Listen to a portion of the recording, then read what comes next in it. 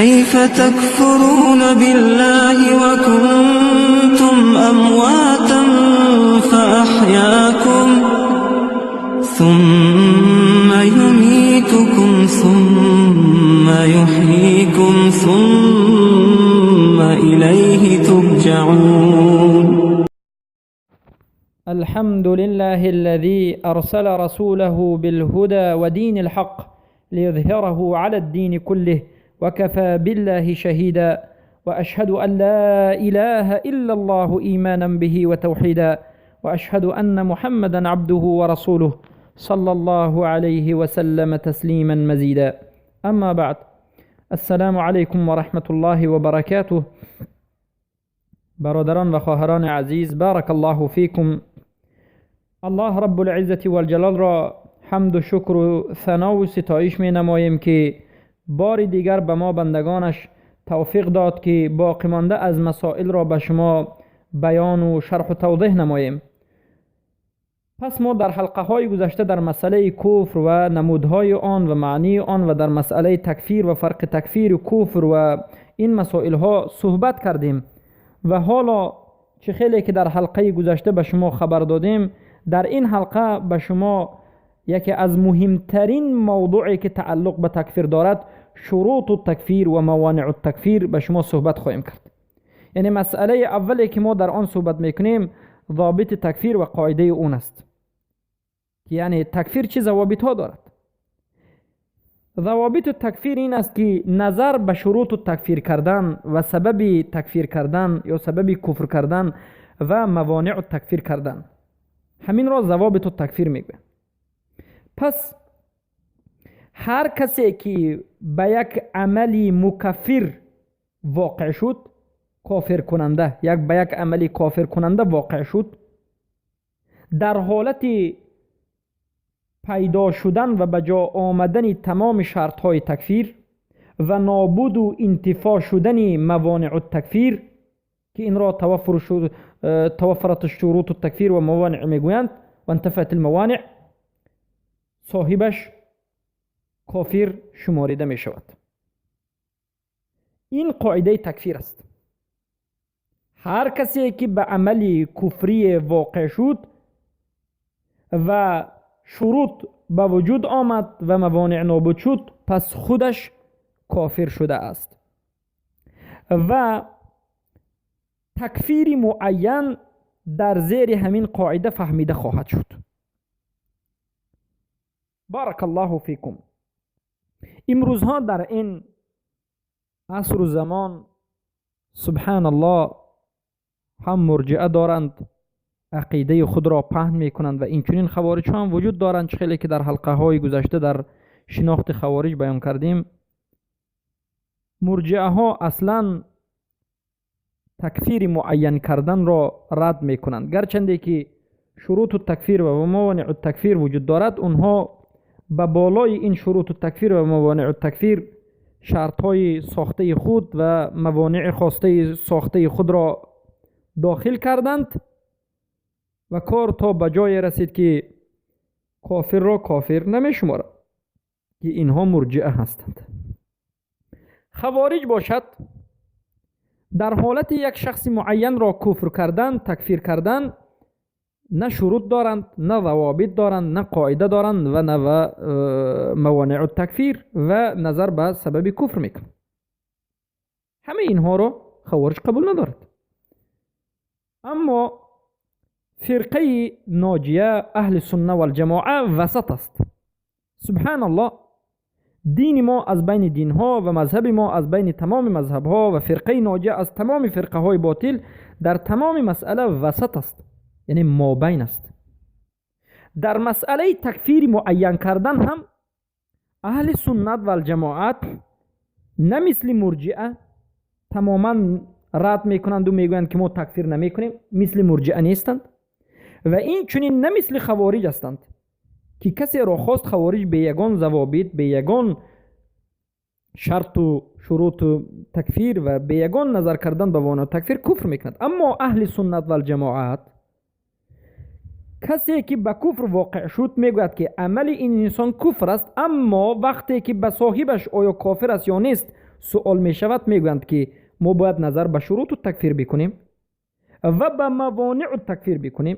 وقتی که شروط التکفیر به جا آمد و موانع التکفیر منع کنندهان کفر تکفیر نابود شد، در این حالت ما صاحبش را حکم به کفر میکنیم. بارک الله فیکم. و انا این شرط و شروط تکفیری معین است و این عقیده اهل سنت و الجماعت است که بعد از این که یک انسان عمل کفر را انجام داد، شروط تکفیر را نظر کردیم که شروط تکفیر وجود دارد، موانع تکفیر نابود شده است، پس این صاحبش کافر است و کسی که این را کافر نمیگد کافر است. چون که ما در شرح قاعده حلقه گذشته من لم یکفر الکافر فهو کافر، هر کسی که کافر را کافر نگوید خود کافر شده است. 7 قسم را بیان کردیم و در 3م قسم گفتیم و به شما ذکر کردیم که یک انسان شکننده اسلام را بجا آورد، شبهه نداشت، بر بالای این حجت قائم شد، با وجود این شکننده اسلام را بجا آورد و توبه نکرد. هر کسی که این انسان را کافر نگوید به یگان شبهه به یگان تعویل خودش کافر خواهد شد. و البته ابن تیمیه رحمت الله علیه شیخ الاسلام در بیان همین قاعده یک رساله نوشته اند که نام رسالهشان قاعده التکفیر است و این چنین در مجموعه الفتاوا مجله 28 صفحه 500 میگویند که اما تکفیر کردن یک نفر معین به حکم کفر، تکفیر کردن یک نفر معین و حکم به ابدالابد ماندن انسان در آتش دوزخ کردن، همه اش موقوف در ثابت بودن شرط تکفیر و موانع انتفاع موانع تکفیر است. یعنی کدام وقت ما می توانیم یک انسان معین را حکم به کفر بکنیم و بگوییم که این انسان کافر است و به تخلید در نار بکنیم، به آتش دوزخ بکنیم؟ همان وقتی که شروط تکفیر ثابت بشود، به وجود بیاید و موانع تکفیر منع کننده های تکفیر کردن نابود بشود. در این حالت ما می توانیم که حکم به تکفیر معین بکنیم. بارک الله فیکم. این مسئله اول بود. مسئله دوم این الشروط والموانع متعلقة بالتکفیر وليست بالكفر. این شروط های تکفیری که ما به شما گفتیم و موانع تکفیری که به شما الان باز میگوییم بیان میکنیم، همه اش متعلق به تکفیر است، نه به خود کفر. یعنی شروط تکفیر و موانع تکفیر تعلق به عمل کفری ندارد، بلکه این شرط های تکفیر کردن، موانع تکفیر همه اش تعلق به تکفیر است. یعنی در حالت یک نفر را کافر گفتن شرط لازم است، در حالت یک نفر را کافر گفتن موانع نابود شدنش لازم است. اما در حالت یک عمل کفر را کفر گفتن شرط هم لازم نیست، موانع هم لازم نیست. و البته در این مسئله بسیار انسان ها خطا میکنند و از سبب خطا کردنشان یک عمل کفری را نمیتوانند که کفر بگویند. اما قول صحیح و قول راجح این است که وقتی که یک انسان به یک عمل کفری داخل می شود، ما بگوییم که این انسان به عمل کفر واقع شد. اما خود این انسان را ما کافر گفته نمیتونیم، چرا که به عمل کفر انسان از سبب خطا داخل شدنش هم ممکن است، از سبب اکراه داخل شدنش هم ممکن است، از سبب جهل داخل شدنش هم ممکن است. یعنی از سبب خطا، اکراه، جهل یک انسان یک عمل کفر را میتواند که انجام بدهد. عملش عمل کفر است، اما صاحبش انجام دهنده این عمل را ما به این سبب ها که یا خطا کرده است یا جاهل است یا مکر است کافر گفته نمیتوانیم. که به این مسئله علما اتفاق کردند و این مذهب اهل سنت و الجماعت است. بارک الله فیکم. پس علما میگویند شرط عمل کفر این قصد کردن عمل کفر یا که همون را مقصد گذاشتن و دانستن عمل کفر نیست. به مانند این که یک شخص یک کلمه کفر را میگوید اما خودش به سبب جاهل بودنش یا که خطا کردنش کافر نمی شود. ببینید، به مانند این که یک مرد میگفت اللهم انت عبدی و انا ربک، ای پروردگارا، ای الله، تو بنده من هستی و من رب تو هستم. اعوذ بالله من ذلك.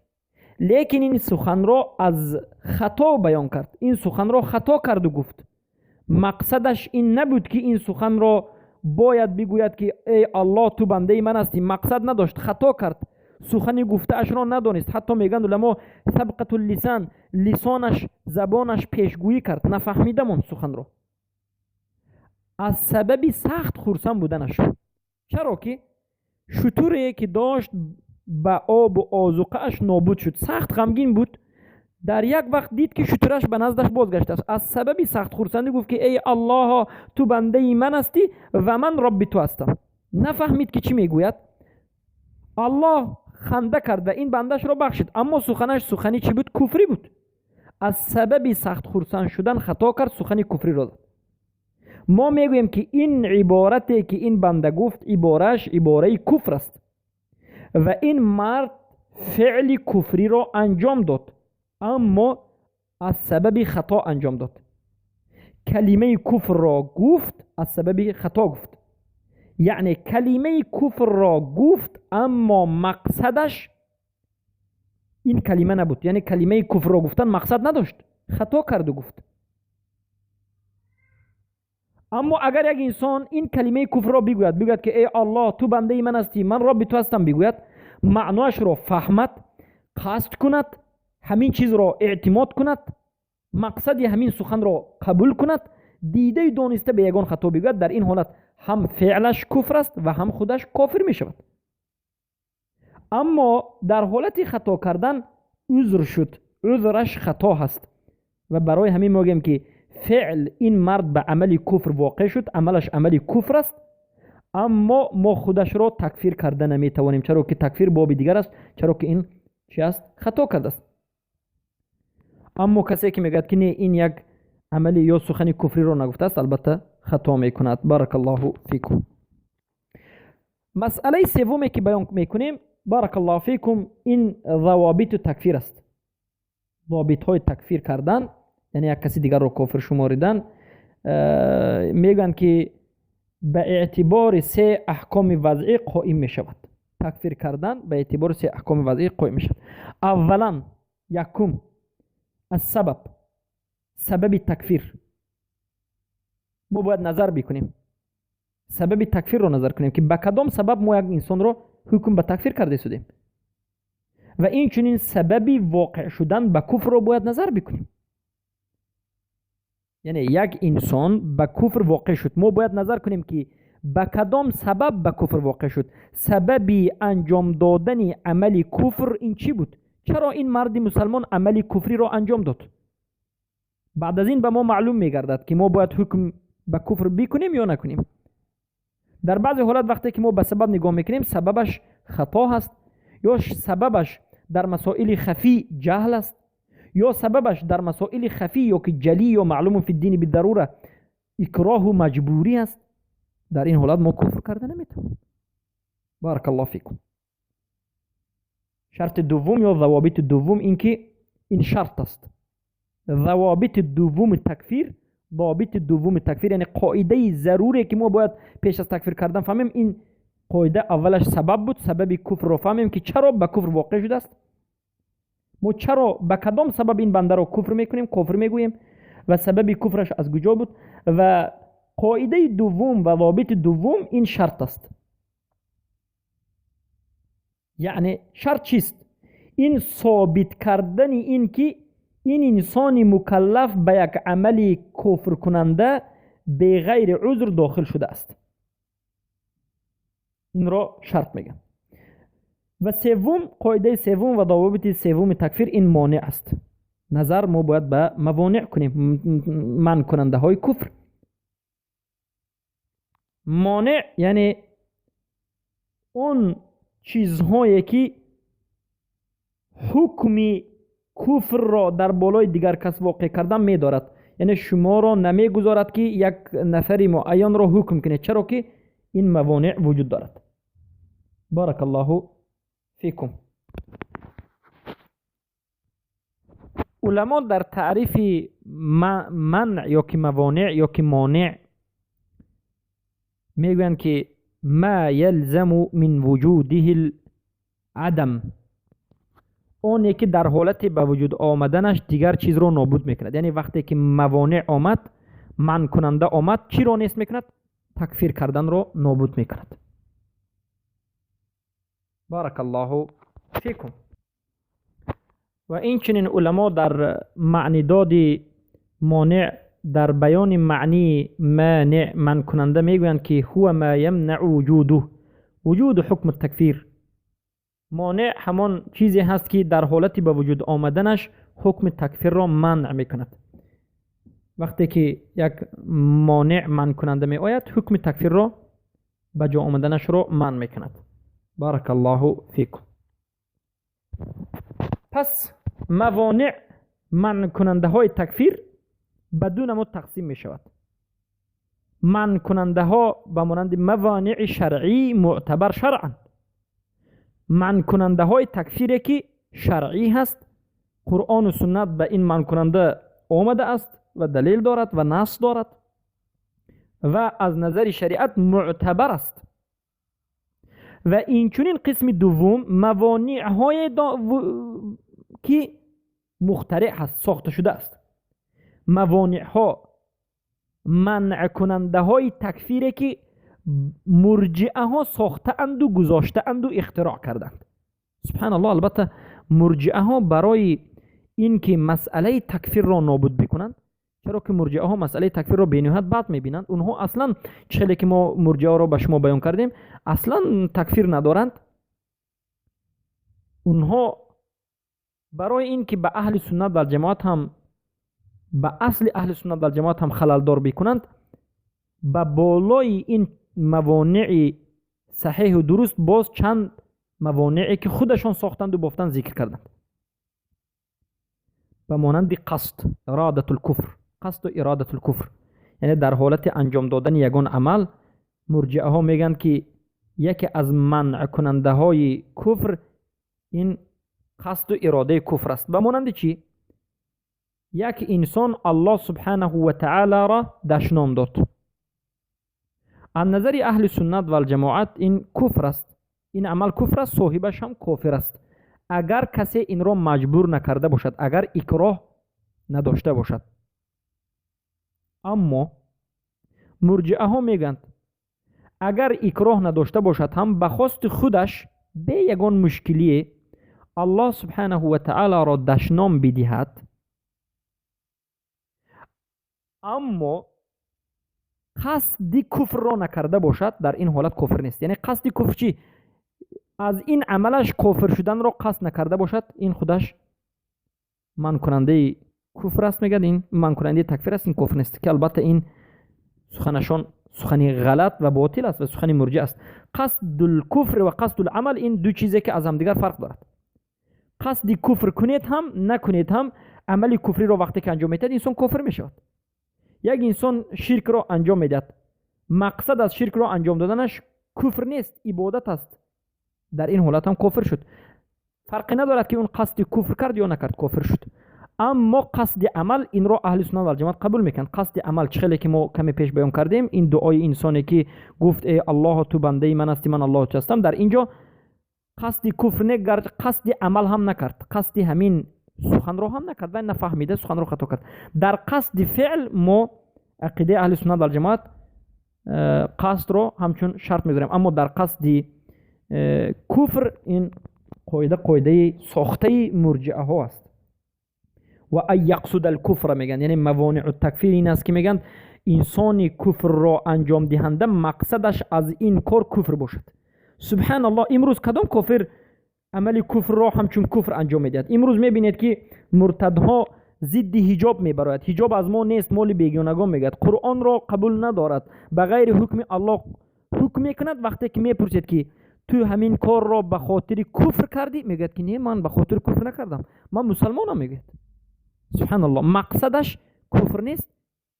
یگان مرتد خودش رو نمیگه که این عمل رو من به خاطر کفر کردم. حتی همون صحابگانی که در زمان ابوبکر صدیق رضی الله عنه زندگی کردند و ابوبکر اونها را به سبب رد کردن زکات کفر، حکمشان را کفر مرتد گفت، همون مرتدان زمان صحابه یگان نفرشان قصد کفر کرده نبودند. میگفتند که ما مسلمانیم، فقط فقط همین زکات رو نمیدیم، زکات رو از دین جدا کردند، بین زکات و نماز جدا کردند. بارک الله فیکم. خیلی که این قصه در متفق علیه اومده است. پس انسان عملی کفر رو انجام بدهد، مقصدش کفر نباشد هم کافر میشد. و اما قصد الکفر، این یک من کننده از من کننده های تکفیر گفتن، این مذهب مرجع، این سخنی مرجع است. پس بارک الله فیکم. ابن تیمیه رحمت الله علیه میگن که ان العذر لا يكون عذرا الا مع العجز.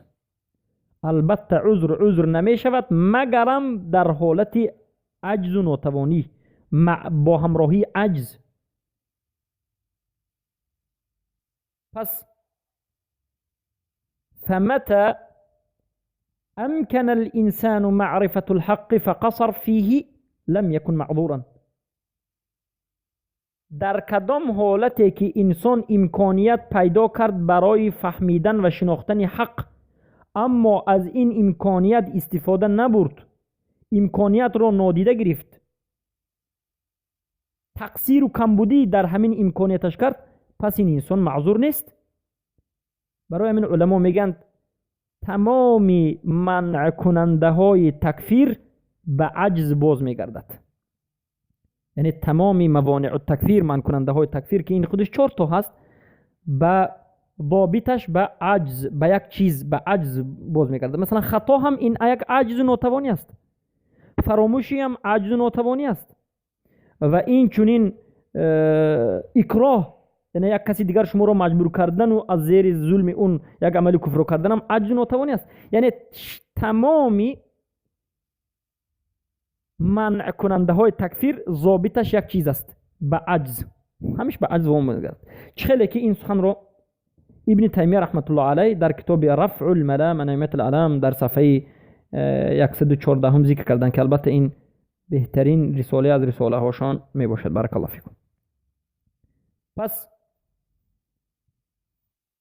بارک الله فیکم.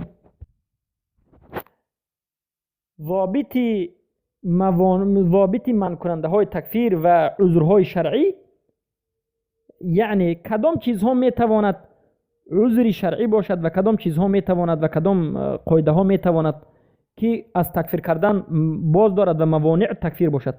همون چیزهایی که شریعت اعتبار به اعتبار گرفته باشد و این چیز را همچون یک عذر برای تکفیر نشماریدن یا برای کافر نشدن یک شخص ذکر کرده باشد.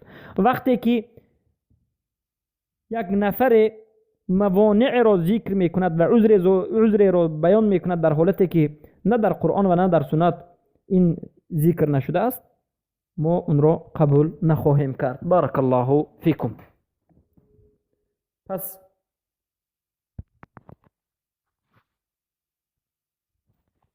خیلی به شما بیان کردیم،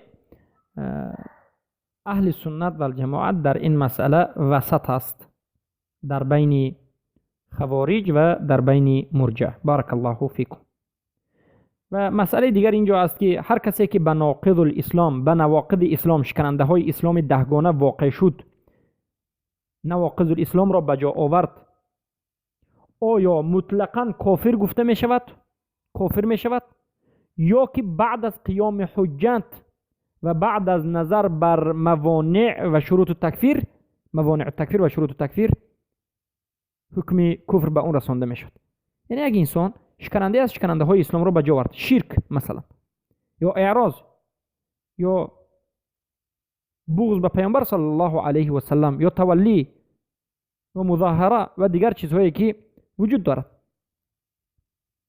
آیا مطلق یک باره این انسان را کافر گفته می شود، یا که اول قیام الحجت را نظر کرده می شود و به موانع تکفیر نظر کرده می شود و شروط تکفیر نظر کرده می شود؟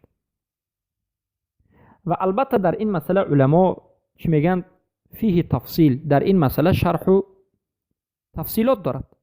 یک بار هیچ کس ها یا نه گفته نمیتواند.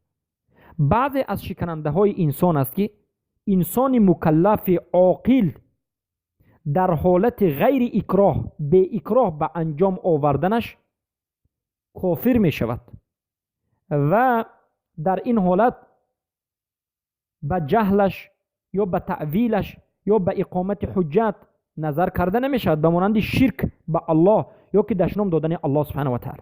یک کسی که شرک به الله آورد، شرک ظاهر، یا کسی که الله سبحانه و تعالی رو دشنام داد، در این حالت ما نمیگیم که قیام حجت اول بکنیم و بعد از این شروط التکفیر را نظر بکنیم، موانع التکفیر را نظر بکنیم. این چنین صحبتی وجود ندارد. وقتی که کسی شرک را یا که دشنام دادن الله را در حالت مکلف بودنش، یعنی مجنون نیست، دیوانه نیست، عاقل است، بالغ است و هیچ کسی این را مجبور نکرده است، اکراه وجود ندارد انجام بدهد، در این حالت جاهل بودنش یا که اقامت حجت شدن نشدن، شروط الموانع، شروط التکفیر، موانع التکفیر، هیچ چیزی در اینجا نظر کرده نمیشد. پس این انسان کفر میشد. اما از نواقض الاسلام، بعضی از شکننده های اسلام است که انسان وقتی که عمل میکند، در این حالت البته انسان باید به شروط التکفیر و موانع التکفیر نظر میکند و بعد از قائم کردن حجت، اقامت کردن حجت در همین مسئله، بعد از این حکم را بیان میکند، حکم کفر یا غیر کفر بودن را. چرا که بعضی از مسئله های خفی است، به مانند سحر. در شکننده اسلام به مانند سحر، در مسئله سحر البته اول شروط التکفیر، موانع التکفیر دیده می شود، حجت قائم کرده می شود و بعد از این حکم تکفیر گذاشته می شود. و البته فرق در بین مانع رفتن عقل و خطا و اکراه و بین مانع جهل وجود دارد. بعضی از منع کننده های تکفیر در همه شکننده های اسلام همچون منع کننده می ایستد، به مانند اکراه یا که رفتن عقل یا که خطا. در تمام شکننده اسلام، شرک باشد یا که این وسیله باشد یا که بغض رسول اکرم صلی الله علیه و سلم باشد یا که اعراض باشد یا که سحر باشد یا که دیگر از شکننده های اسلامی که دهگانه است یا غیر دهگانه اگر باشد، اکراه و خطا و رفتن عقل همیشه عذر است. اگر انسان به سبب اکراه این عمل ها را انجام بدهد یا به سبب خطا یا به سبب رفتن عقل، به سبب دیوانگی انجام بدهد، در این حالت این موانع منع کننده از منع کننده تکفیر است. همیشه این سه چیز منع کننده از منع کننده تکفیر است. اما جهل در بعضی حالت منع کننده از منع کننده ها است، در مسئله های خفی به مانند سحر یا در بعضی از مسئله ها. اما در مسائل اصول دین جهل غیر معتبر است، به مانند شرک یا که در مسائل معلوم فی الدین بالضروره جهل همیشه عذر نیست. یعنی منع کننده های موانع التکفیر 4 تاست: جهل، خطا، عجز و اکراه.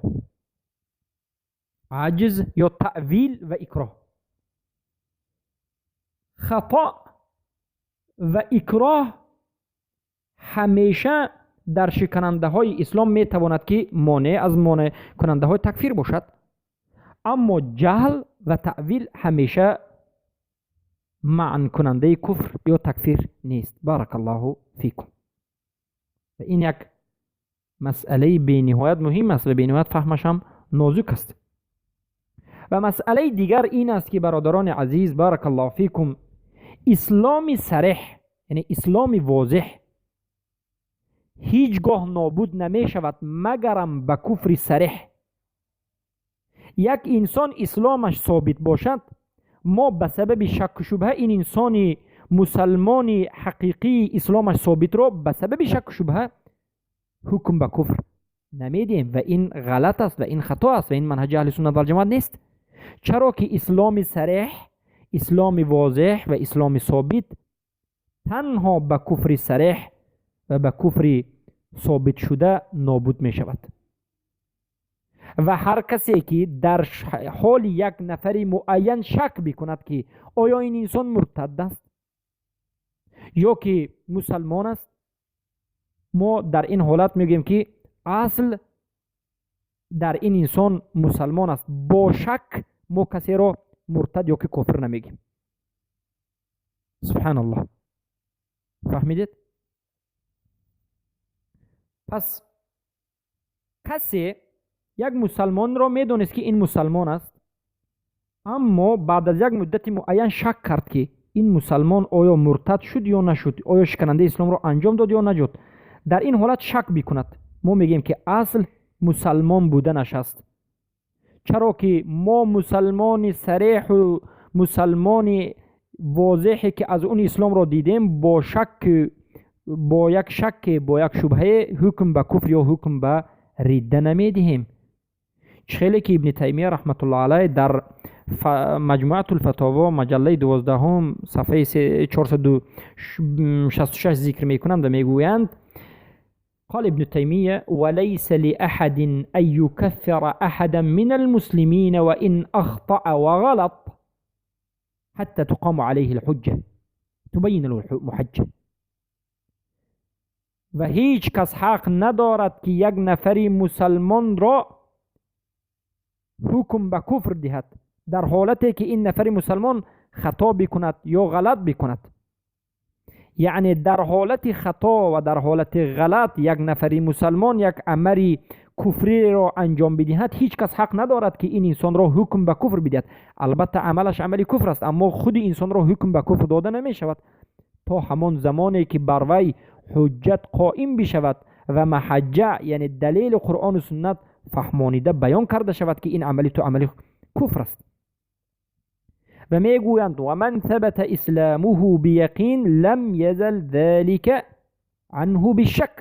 هر کسی که اسلامش به یقین ثابت شده باشد، یعنی لا اله الا الله محمد رسول الله را گفته باشد، عملهای اسلام را به جا آورده باشد، از و یقینا اسلام را ما دیده باشیم، با شک و شبهه این اسلامش نابود نمی شود. یعنی به یک انسان مسلمان شک کنید، در این حالت اصل مسلمان بودنش در حالت شک حکم به تکفیر دادن غلط است. برادر عزیزم بارک الله فیکم.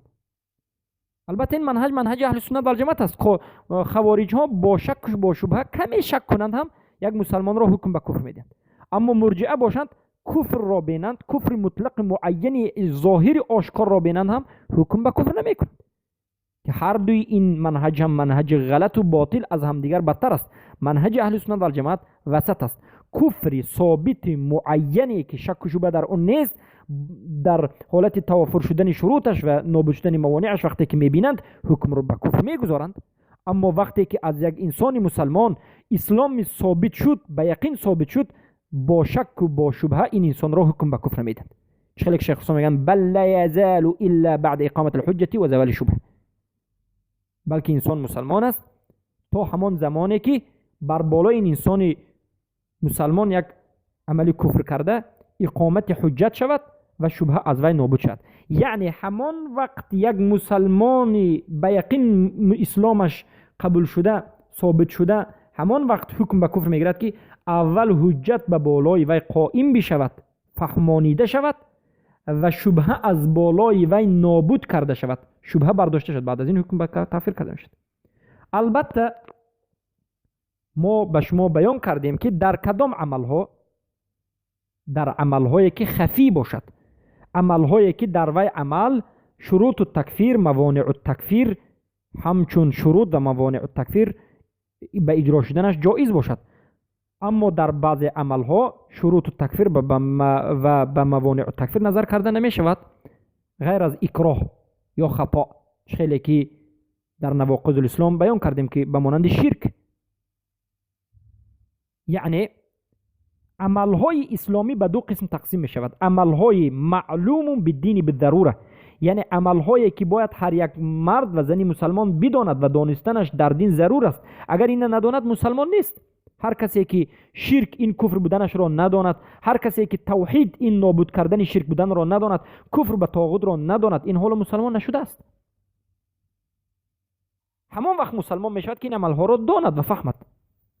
پس هر کسی که مسلمان شد از این میبراید که این چیزها را فهمید، شرک را فهمید، شرک کفر بودن را فهمید و بعد از مسلمان شدن شرک را وقتی که انجام داد، ما میگیم که برای این شروط تکفیر را نظر کردن، موانع تکفیر، قیام الحجه کردن هیچ شرطی ندارد. ما زود یک و یک بار اعتقاد میکنیم در حالت شرکی، در این حالت این کفر است، الا فی الاکراه، مگرم در حالت خطا و اکراه، مگرم در حالت خطا و اکراه که باید خوب دانید. یک انسان مجبور شده اگر عملی شرک رو انجام بدهد یا به سبب خطا انجام بدهد، در این حالت ما این انسان رو کفر نمیکنیم. برای همین اول باید بسنجیم. بارک الله فیکم. اما اکثر انسان های مشرکی که در گرد قبرها طواف میکنند سالهای زیاد و برای اینها هزارها دلیل ها هم بیان شده است، برای اینها حکم اونها چی است؟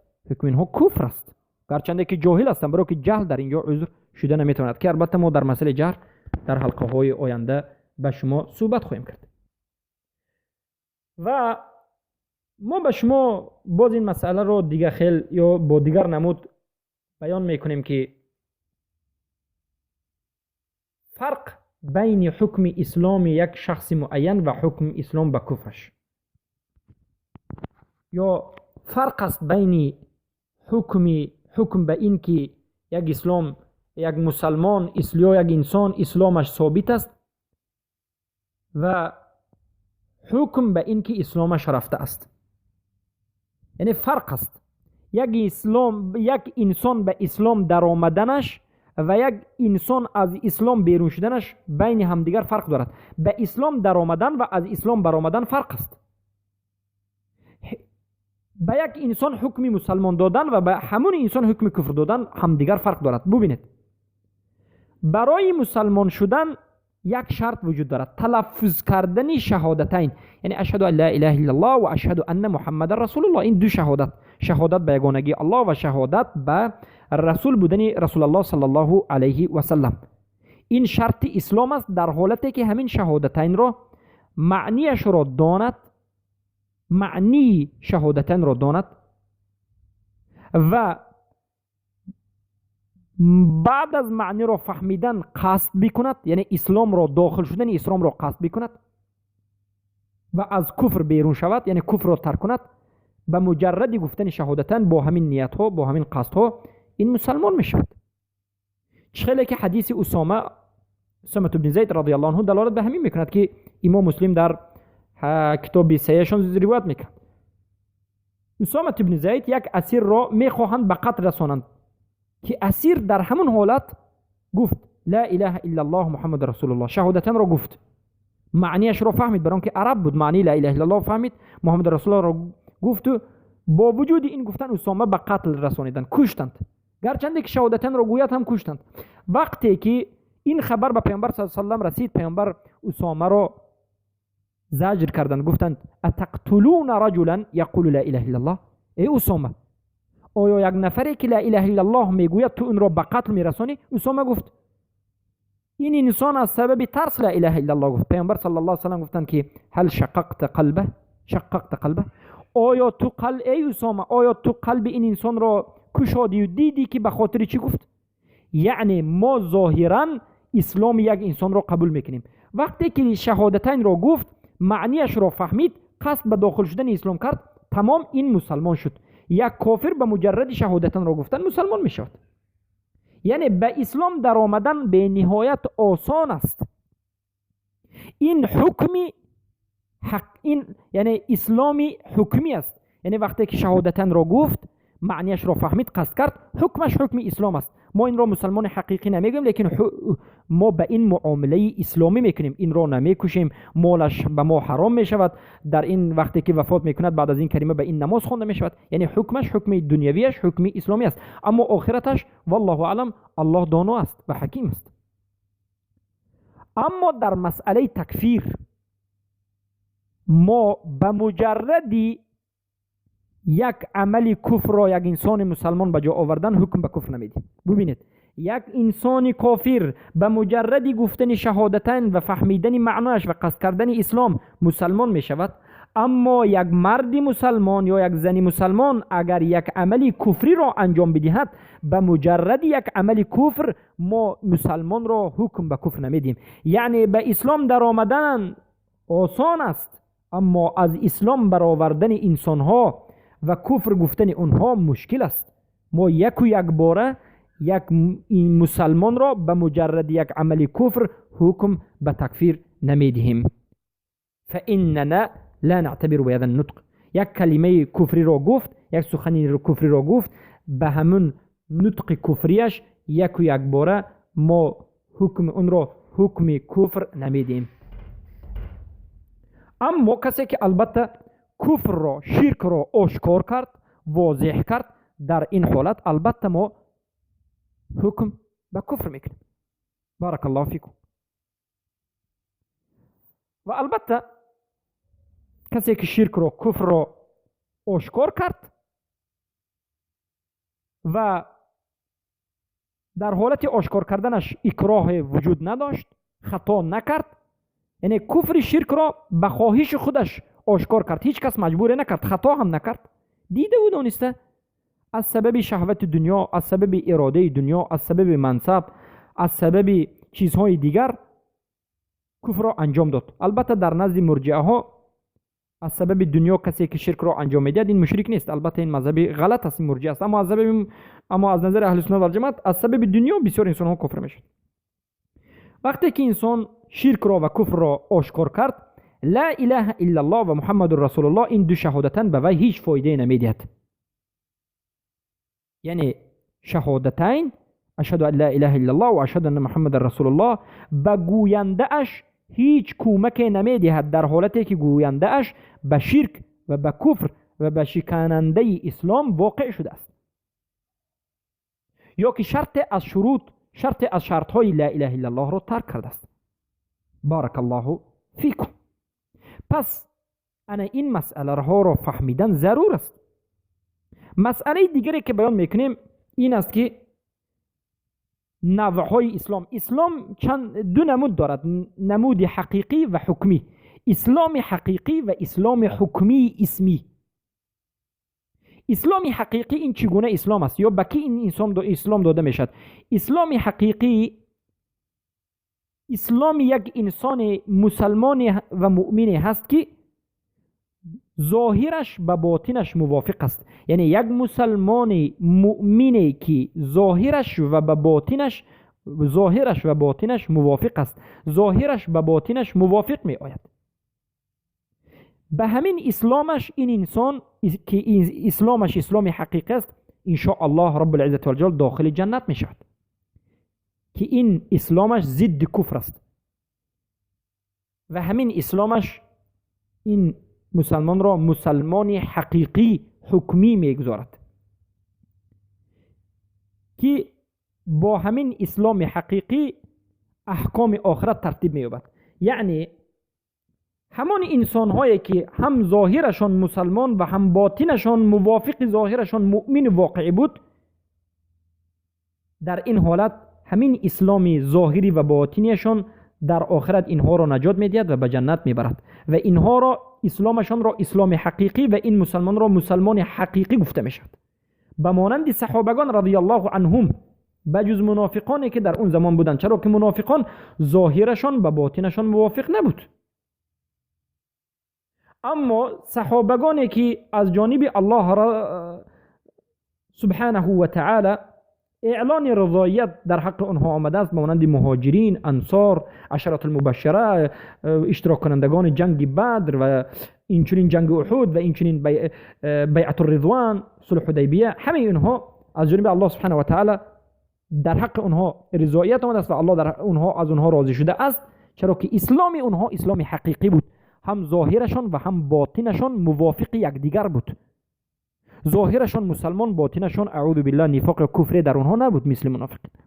برای همین است که الله از اونها راضی شد و آنها به سبب همین اسلام حقیقیشان به جنت داخل خواهند شد.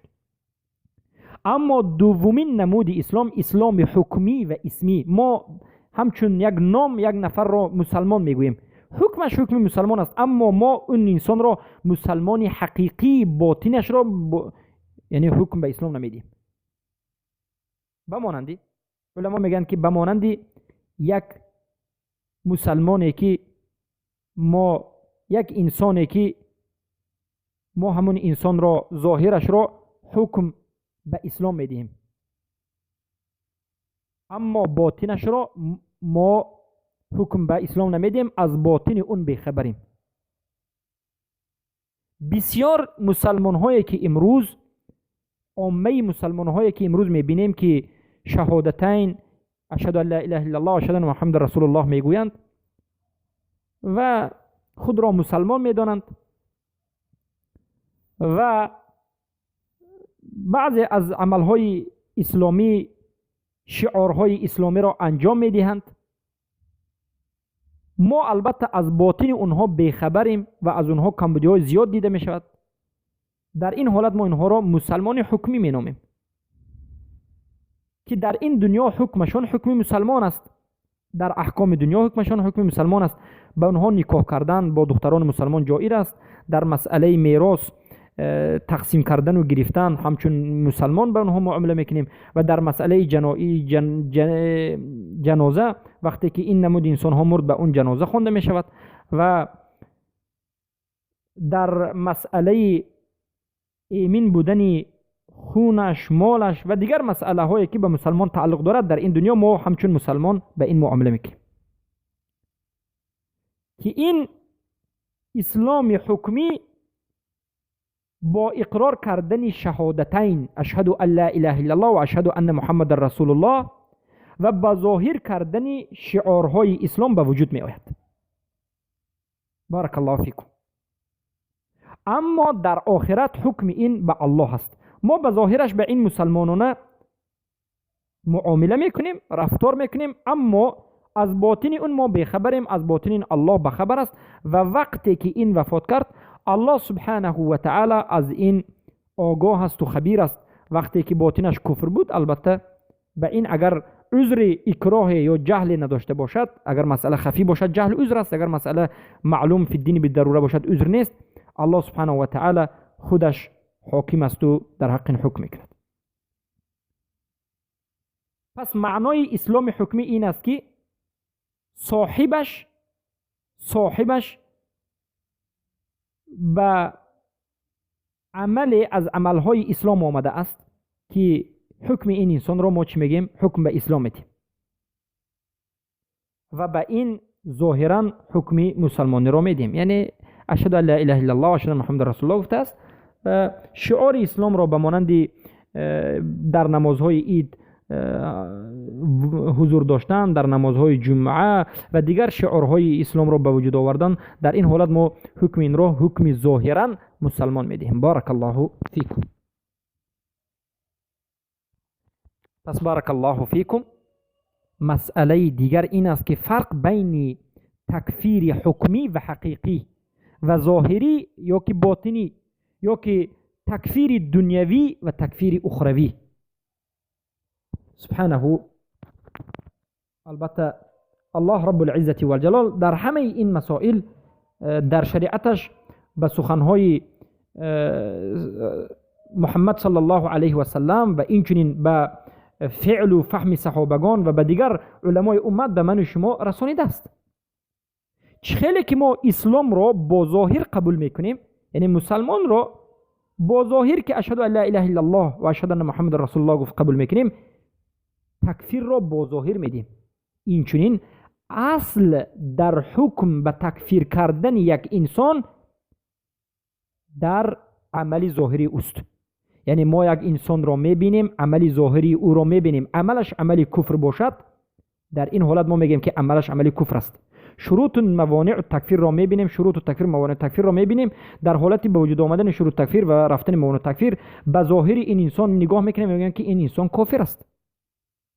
چرا که در اکثر یا که در غالب حالت ما از درون انسان، از باطن انسان خبردار شده نمیتوانیم، اطلاع پیدا کرده نمیتوانیم، اما حکمش در باطن به الله سبحانه و تعالی است.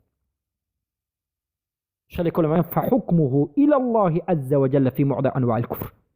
در اکثر یا بزرگترین نوعهای کفر حکمش به سوی الله رب العزة والجلال است. ما ظاهرش را حکم به کفر میکنیم، باطنش در نزد الله سبحانه و تعالی است.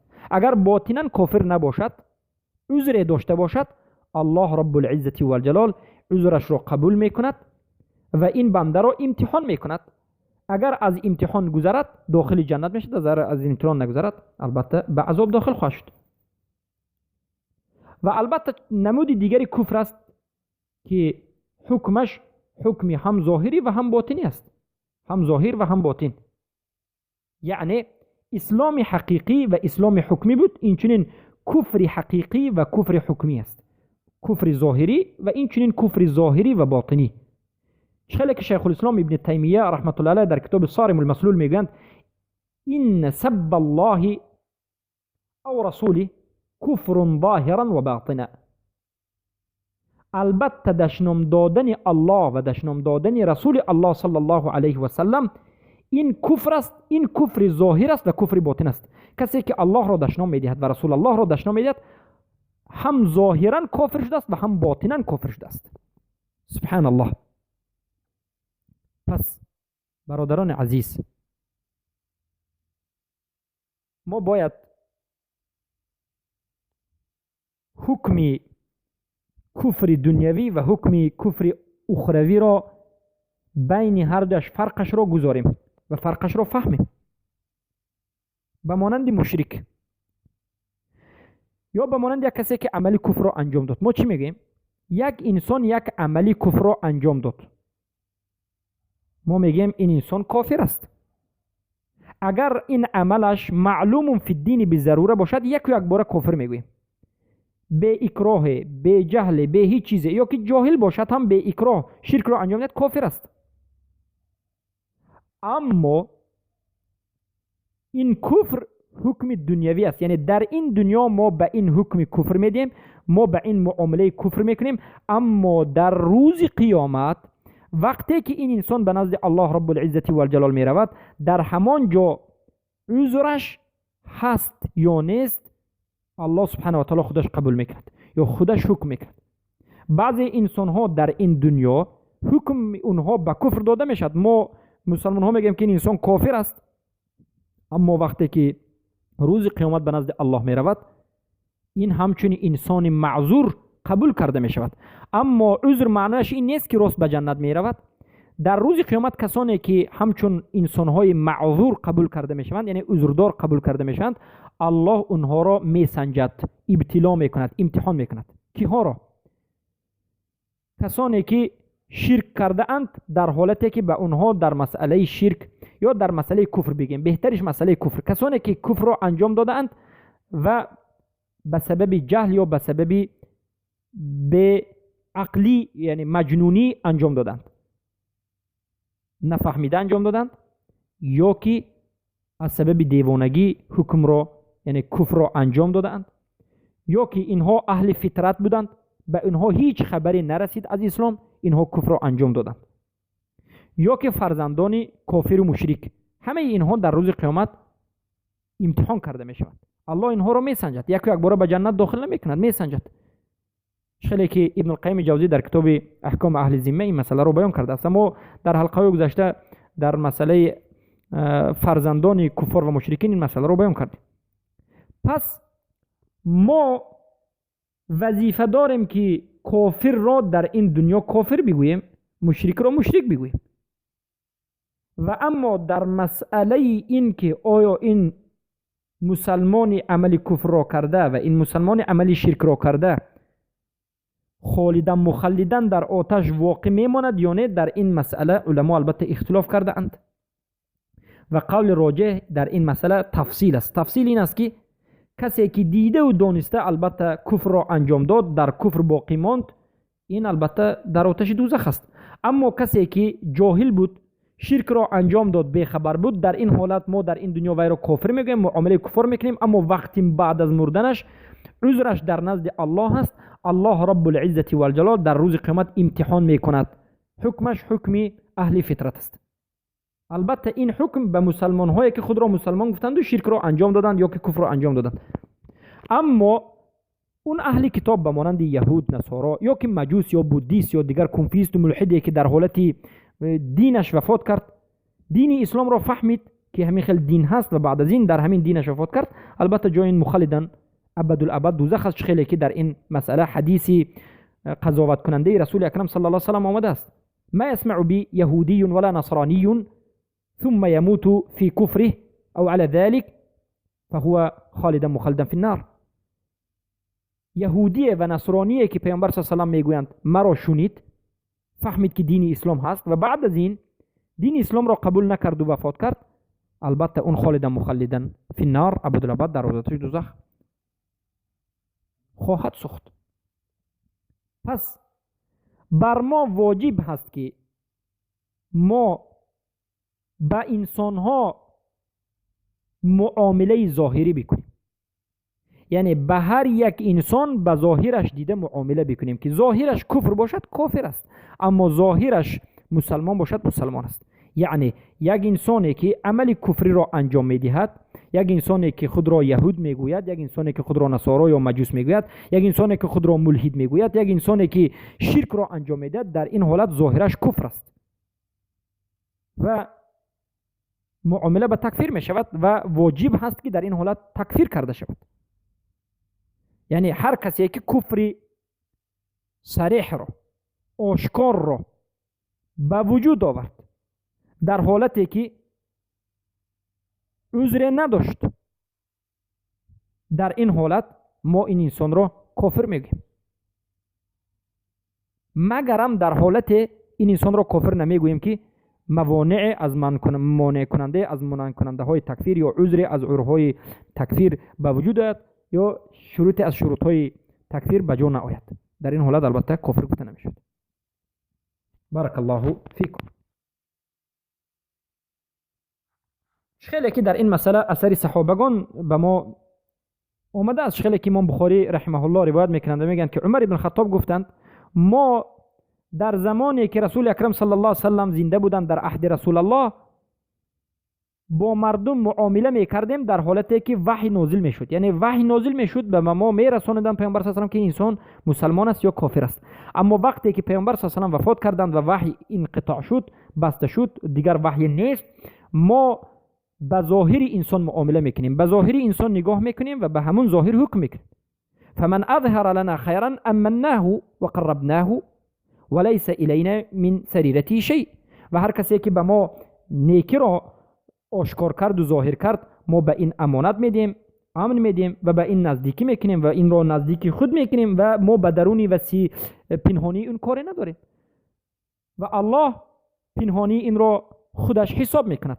و من اظهر لنا سوءا لم نأمنه. و اما کسی که به ما بدی را آشکار کرد، ما به این هیچ این را هیچ ایمن نمیگذاریم و ما ولم نصدقه، ما این را تصدیق نمیکنیم. و این قال این سریرته حسنه، گرچنده که میگه که درونی من پاک است. سخنی عمر بن الخطاب با امروزه مسلمان ها موافق میاد که تمام عمل کفر را انجام میدن، شرک را انجام میدن و باز میگن که دل من پاک است. ما با پاک بودن دل کس ها کار نداریم و وظیفه ما کافتن پاک بودن دل کس ها هم نیست. ما به ظاهر حکم میدیم. کسی که شرک را انجام داد، شرک واضح و صریح، کفر واضح و صریح را انجام داد و در این راه خطا اکراه نداشت، به ما واجب است که کافر بگوییم، گرچنده که خودش میگه که دل من پاک است. پاک بودن دل اون یا نبودن دل اون در روز قیامت آشکار می شود و عذر اون در این دنیا نیست. در این دنیا ما به اون معامله کفار میکنیم و یعنی به اون معامله کفر، یعنی چخیلی که به کفر معامله میکنیم به اون همونچنین معامله میکنیم. اما در روز قیامت الله رب العزت و الجلال از درون اون که آگاه است، با خبر است، میبیند و از اون امتحان میکند. بارک الله فیکم. پس حلقه ما سبحان الله بینهایت درو دراز شد. البته من فکر میکنم در مسئله شروط التکفیر و موانع التکفیر با صحبت میکنیم. حالا ما شروط التکفیر و موانع التکفیر را به شما بیان نکردیم، لیکن مختصرا این است که شروط التکفیر این ابلاغ الحجه است، رسانیدن حجت است. پیش از کافر کردن باید حجت رسانیده شود و فهمیدن همون انسان است. قصد همون انسان که آیا همین فعل را قصدن همون فعل را انجام داد یا غیر قصدن. باید فهمید که قصد کفر داشتن را ما نگفته استیم، چرا که شروط تکفیر را مرجعه ها میگن که یکی از شروط های تکفیر این است که ای یقصد کفرا، یعنی عمل کفری را انجام بدهد و مقصدش همین کفر باشد. این نه، این غلط است، این سخن مرجع است. بلکه ما میگیم قصد فعل، همین فعل را قصد کرده باشد یا قصد کرده نباشد. این و البته مرجعه میگویند که شهوت دنیا، اراده دنیا، این شروط از شروط های تکفیر است، یعنی یا که موانع از موانع های تکفیر است که این سخنشان غلط است. اراده دنیا، دنیا خواستی یا هوای هوس هیچگاه این منع کننده از منع کننده های تکفیر نیست، بلکه منع کننده های تکفیر این 4 تا است: جهل، خطا، تأویل و اکراه است که در حلقه آینده باز به شما بیان خواهیم کرد. سبحانك اللهم بحمدك اشهد ان لا اله الا انت استغفرك واتوب اليك. كيفما جئتم فإنا قد تهيأنا وجئنا لأمات الحرب لبسنا عن قتال ما وقفنا، كلما عدتم إلينا نحن بالإرهاب عدنا نصنع الأمجاد.